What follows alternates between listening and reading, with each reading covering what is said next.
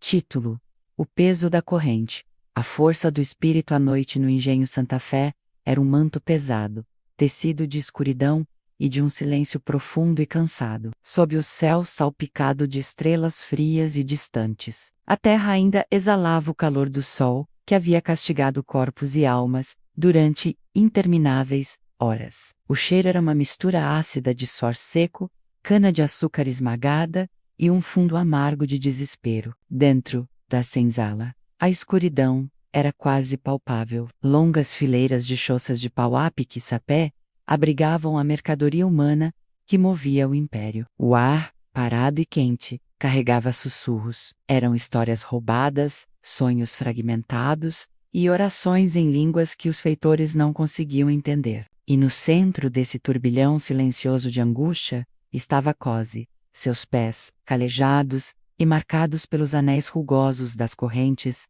sentiam o frio do chão de terra batida. Cada cicatriz em seu corpo contava uma história de resistência. Ele se lembrava das cores vibrantes de sua aldeia, do cheiro da comida preparada por sua mãe, do som estridente dos tambores falantes, anunciando uma celebração.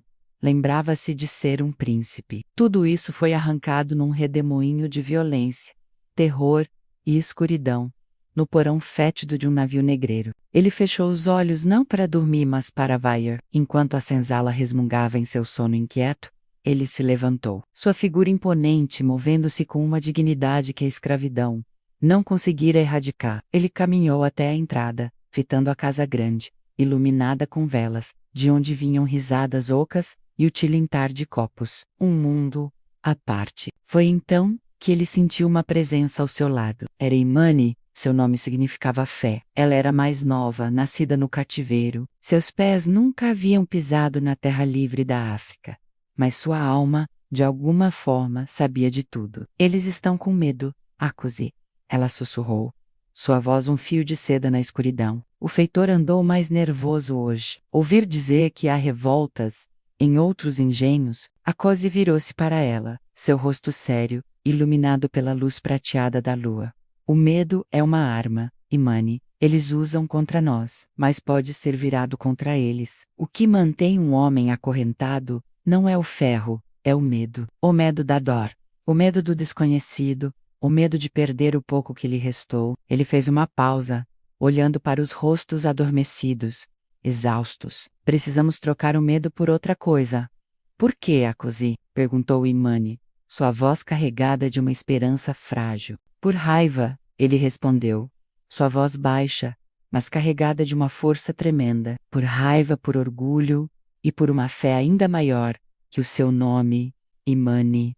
Fé em nós mesmos. Fé de que somos mais do que isso. Ele se moveu para o centro do barracão e, com um gesto quase imperceptível, convocou os que ainda estavam acordados. Aos poucos, corpos cansados se arrastaram para perto, formando um círculo íntimo. As chamas de uma pequena lamparina de óleo de baleia lançavam sombras dançantes em seus rostos, transformando-os em máscaras de sofrimento e expectativa. E então, Akose começou a falar. Sua voz era um rio profundo de memória e resistência. Vocês se lembram do calor do nosso sol? Ele começou, e vários dos mais velhos murmuraram, seus olhos fechando em êxtase doloroso. Não este sol que nos castiga, mas o sol que nos abraçava.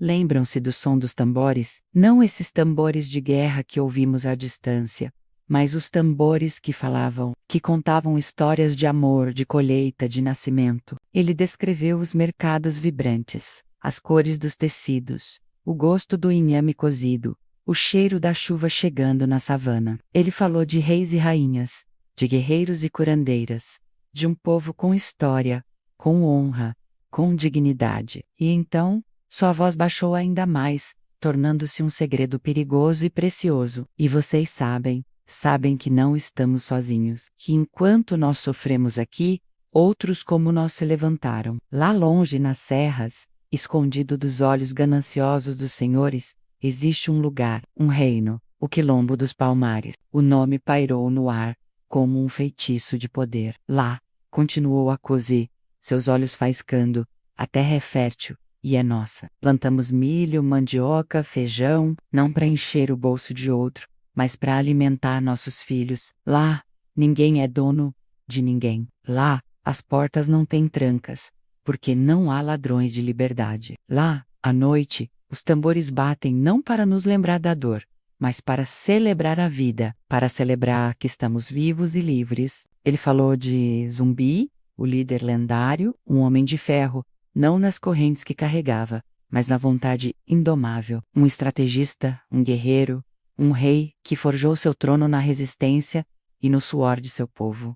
Eles tentaram destruí-los, mandaram exércitos e mais exércitos, e Palmares resistiu, porque a liberdade é o alimento mais doce, e uma vez que você prova seu gosto, você luta por ela até o último suspiro. A senzala agora estava completamente acordada. O ar, que antes cheirava a desespero, agora cheirava a possibilidade. Os olhos, antes opacos de cansaço, agora brilhavam com uma chama há muito adormecida. Imani sentiu uma lágrima quente escorrer por seu rosto. Não era uma lágrima de tristeza, mas de reconhecimento. Mas como, Akose? Perguntou um homem mais velho. Sua voz trêmula. Eles têm armas, têm cães, têm poder. Akose ergueu suas mãos, mostrando as marcas das correntes. Eles têm poder, porque nós damos poder a eles. Nossa força não está em enfrentá-los no campo, sob o sol, onde seus chicotes são longos. Nossa força está aqui. E ele apontou para a própria cabeça. E aqui? E ele bateu devagar no peito, sobre o coração. É a força da paciência, da observação, da união. Ele explicou o plano sussurrado como uma prece perigosa. Pequenos atos de sabotagem. Um facão acidentalmente quebrado. Um celeiro de cana que misteriosamente pegava fogo. Aprender os caminhos da mata, esconder alimentos. Mapas mentais traçados na areia e depois apagados. E o mais importante, espalhar a palavra. Tei senzala, senzala, de plantação em plantação. A semente da esperança era a arma mais poderosa. Não será amanhã, pode não ser no próximo ano, mas chegará o dia. E quando chegar, precisaremos estar prontos. Precisaremos saber para onde correr. Precisaremos confiar uns nos outros como irmãos, porque é isso que somos, uma família, unida, não pelo sangue, mas pela corrente que nos prendeu, e pela liberdade que nos espera. A madrugada começava a clarear o horizonte. Uma faixa cinza e rosa, anunciando a chegada de outro dia de trabalho e sofrimento. Mas algo havia mudado dentro daquela senzala. O medo não tinha desaparecido, mas agora tinha que dividir espaço com algo novo, algo perigoso e vibrante. A chama da esperança ativa. Os homens e mulheres se levantaram, não com a resignação de sempre, mas com uma postura diferente. Os ombros antes curvados pelo fardo, agora estavam um pouco mais eretos. Os olhares, antes baixos, agora se cruzavam rapidamente, transmitindo um entendimento silencioso, um pacto secreto forjado naquela noite. Akose pegou a pá que estava encostada na parede. Era a mesma pá de sempre, pesada, um instrumento de seu cativeiro. Mas, naquele dia, ela não era apenas uma ferramenta. Era uma arma de resistência. Cada pá de terra que ele virasse seria não apenas para o engenho, mas para fortalecer seus músculos para a jornada que estava por vir. Imani se aproximou dele, e sem dizer uma palavra, colocou sua mão sobre a dele, na madeira áspera da pá. Seu toque era leve, mas carregado de uma promessa imensa. Ela sorriu, um sorriso triste, mas corajoso. O primeiro raio de sol rompeu sobre a serra, iluminando a plantação de cana. Era um novo dia. A luta continuava. Mas agora, eles não carregavam apenas o peso das correntes, carregavam o peso de um sonho. E um sonho, como sussurrou Akose para si mesmo enquanto o feitor se aproximava gritando ordens. Um sonho é mais leve que uma pena, e mais forte que ferro. É a semente de um baobá que um dia brotará das cinzas do cativeiro, e suas raízes quebrarão as fundações da própria casa grande. A liberdade não era um lugar distante, era um caminho. E naquela manhã, pela primeira vez, eles haviam dado o primeiro passo. O caminho da serpente. O sol daquela manhã não trouxe apenas calor, trouxe o peso de um segredo compartilhado. Enquanto a Cozy e os outros assumiam seus postos no canavial, o ar parecia diferente. O canto monótono dos trabalhadores, outrora um som de pura submissão, agora carregava uma cadência sutil, quase imperceptível de desafio. Os olhares não mais se desviavam completamente, ao cruzarem com os do feitor, Cabo Estevão. Agora, havia um rápido e calculista piscar de olhos, um quase aceno de reconhecimento, antes da cabeça baixar novamente, em uma falsa submissão. Cabo Estevão, um homem brutal cuja crueldade era alimentada por sua própria insignificância perante o senhor do engenho, sentiu a mudança, mas não a compreendeu. Atribuiu-a ao calor, à preguiça, ao caráter indolente daquela gente. Seu chicote estalou no ar com um som seco e ameaçador, mas faltava a convicção de antes. Ele era um cão de guarda sentindo o cheiro de uma nova presa no ar, mas incapaz de localizá-la. Imani trabalhava perto das mulheres que quebravam torrões de terra. Seus movimentos eram meticulosos, aparentemente dedicados à tarefa, mas seus olhos, treinados pela vida toda de observação silenciosa, eram como os de um falcão. Ela catalogava tudo: os horários da ronda dos capatazes, os pontos cegos entre as fileiras de cana altas, o suficiente para esconder um homem, os caminhos que os cães de guarda percorriam, os momentos em que o portão do armazém de ferramentas ficava desvigiado. Cada fragmento de informação era uma semente preciosa, e ela as recolhia com cuidado, guardando-as no jardim secreto de sua mente. A Cozy, por sua vez, trabalhava com uma paciência de pedra. Sua força era lendária no engenho, e ele a usava com uma inteligência que frustrava os feitores. Ele carregava os fardos mais pesados, não para agradar, mas para mapear a resistência dos outros. Ele identificava os mais fortes Aides, os que, como ele, mantinham um fogo vivo por trás de uma máscara de resignação. Um toque no ombro ao passar com um feixe de lenha, um rápido sussurro ao se abaixar para amarrar uma corda a menos, eram fagulhas que ele espalhava, alimentando a chama que havia acendido na noite anterior. As semanas se transformaram em um mês, e o ritual noturno na senzala tornou-se uma liturgia silenciosa de resistência. A Cozy já não falava apenas de palmares, ele ensinava, usava gravetos para desenhar mapas rudimentares no chão de terra, mostrando a direção das serras ao longe, traçando rotas possíveis através de rios e matas fechadas. Ensinava os sinais da floresta, quais frutas eram venenosas, como encontrar água limpa, como seguir a estrela do sul menos a estrela guia, como ele a chamava. Um homem mais velho chamado Ganga, que em sua vida anterior fora um curandeiro, ensinava sobre as ervas da região, quais podiam cicatrizar feridas, quais podiam confundir o olfato dos cães de caça, e quais, em doses certas, podiam causar uma forte indisposição em um feitor ou em um cão, ganhando tempo precioso. A rede de confiança se expandiu lentamente, como as raízes de um baobá. A mensagem passou de senzala em senzala, levada por aqueles que tinham permissão para ir a outros pontos do engenho, ou até engenhos vizinhos para consertar ferramentas ou fazer entregas. A palavra Palmares tornou-se um sussurro sagrado, uma senha que abria corações e fechava bocas. A semente da esperança não apenas brotara, estava criando uma vasta e subterrânea rede de resistência. Mas o perigo crescia na mesma proporção. Cabo Estevão, cada vez mais paranoico, contratou um novo capataz, um homem chamado Bruno, conhecido por sua astúcia e violência implacável. Diferente de Estevão, que era um animal bruto, Bruno era um predador inteligente.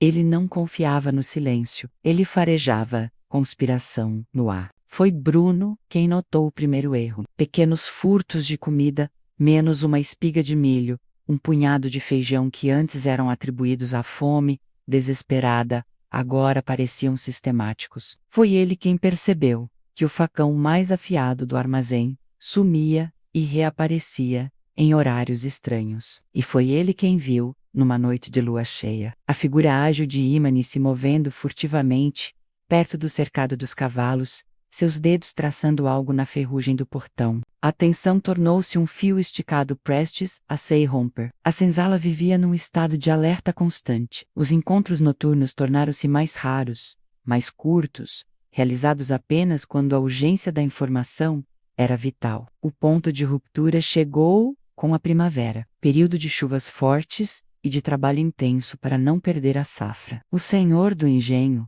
um homem avarento, que raramente descia da casa grande, exigiu que o trabalho continuasse mesmo durante uma tempestade que prometia ser das piores. Os rios transbordaram, e os campos se transformaram em lamaçais. Foi no olho do temporal que o plano de fuga, até então teórico, ganhou forma de urgência. Acerca de uma das extremidades do campo, próxima à mata fechada, havia cedido com a força da água. Era uma brecha pequena, temporária, mas era uma oportunidade enviada pelos próprios Orixás. Naquela noite, com o barulho da chuva batendo no telhado de sapé abafando qualquer sussurro, Akose reuniu os líderes de confiança. Seu rosto, iluminado por um único raio que cortou o céu, estava sério. A cerca do lado sul caiu. A água está alta, o rio está furioso.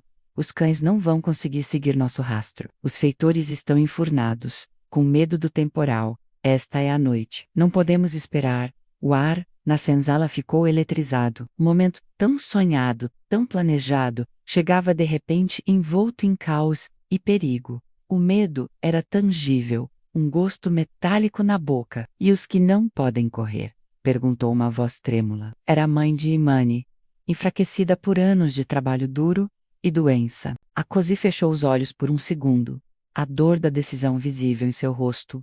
Quem não puder seguir, ficará. E cobrirá a nossa partida. Espalhem que estamos doentes, que o trabalho sob a chuva nos fez mal. Eles vão acreditar. A fuga será pequena, rápida. Um grupo grande será detectado. Seremos como serpentes, silenciosos e rápidos. E juramos diante de todos os nossos ancestrais que voltaremos para aqueles que ficarem. Esta não é a fuga de alguns. É o primeiro passo para a liberdade de todos. A organização foi frenética e silenciosa. Os mantens roubados foram distribuídos. Facões afiados escondidos sob as roupas, as crianças mais velhas foram instruídas a carregar os mais novos. Ganga, o curandeiro, preparou um unguento forte com ervas para confundir o cheiro dos cães, esfregando nos pés e pernas de todos. Imani assumiu a dianteira. Ela conhecia cada centímetro daquele terreno, mesmo na escuridão e na chuva. Seu coração batia forte, não apenas de medo, mas de uma determinação feroz. Ela era os olhos do grupo. Akose ficou para trás, ajudando os últimos a se prepararem. Foi então que ouviram os gritos. Vozes grossas e furiosas se aproximando da senzala. Tochas balançavam na cortina de chuva. Bruno descobrira, talvez um informante, talvez apenas sua maldita astúcia. Agora, gritou Akose, abandonando qualquer disfarce. O grupo, composto por 20 almas entre homens, mulheres e crianças, explodiu para fora da senzala, não como um exército, mas como um bando de coças assustadas, mergulhando na escuridão e no dilúvio. Imani os guiava, sua silhueta um vulto rápido contra os clarões dos relâmpagos. Fugiram, peguem-nos, rugiu Bruno, brandindo um mosquete. O caos se instalou. Os feitores, surpreendidos e relutantes em sair na tempestade, foram empurrados para a ação por Bruno. Cães foram soltos, mas a chuva torrencial lavou quase todo o rastro, e o unguento de Ganga fez o resto. Os animais ficaram confusos, circulando sem direção. A corrida foi um pesadelo de lama, escuridão e medo. Os gritos dos perseguidores ecoavam atrás deles. Uma senhora mais velha tropeçou e caiu na lama. Akose, sem hesitar, a ergueu nos braços e continuou correndo. Seu fôlego um rugido em seu próprio ouvido. Um tiro de mosquete ecoou, um som abafado pela tempestade. A bala assobiou perigosamente perto, atingindo uma árvore próxima a Imani, que não vacilou. Seu foco era total. Ela os levou para o leito de um riacho transbordante, onde a água, gelada e rápida, apagaria seus rastros completamente. Eles correram até que seus pulmões queimaram, e suas pernas se recusaram a obedecer. Até que os gritos e os latidos se tornaram ecos distantes. E depois, nada. Nada além do som ensurdecedor da chuva batendo nas folhas da mata fechada, e a respiração ofegante do grupo. Finalmente, Imani parou, encostando-se em uma grande gameleira, sua mão pressionando o lado, sentindo a pontada de uma costela dolorida. Eles estavam no coração da mata, a salvo pelo menos por enquanto. A Cozy baixou a idosa com cuidado no chão e cambaleou até a frente do grupo. Ele se virou, seu peito subindo e descendo rapidamente. 20 pares de olhos, exaustos, aterrorizados e esperançosos, fitaram-no. A chuva começava a amainar, e através da copa das árvores, um único raio de luz da lua cheia iluminou seu rosto. Ele não sorria. A jornada estava apenas começando. A fome, a sede, os animais selvagens e os capitães do mato ainda os aguardavam. Mas eles estavam livres. Livres da senzala, livres do chicote, livres de serem uma mercadoria. A Cozy ergueu a mão, não em triunfo, mas em saudação. E então, ele fez o que não fazia desde que foi arrancado de sua terra. Ele começou a cantar uma canção antiga, de gratidão e coragem, em uma língua que apenas os mais velhos compreendiam plenamente, mas cuja melodia ecoava no coração de todos. Um por um, as vozes se juntaram à dele, fracas no início, depois mais fortes, um coro de liberdade nascendo no ventre da floresta, um som tão poderoso que parecia desafiar a própria tempestade que se acalmava. Eles haviam deixado para trás o peso das correntes, agora, carregavam apenas a força inquebrável do seu espírito, rumo às serras palmares, rumo Eoamano. O caminho da serpente havia começado.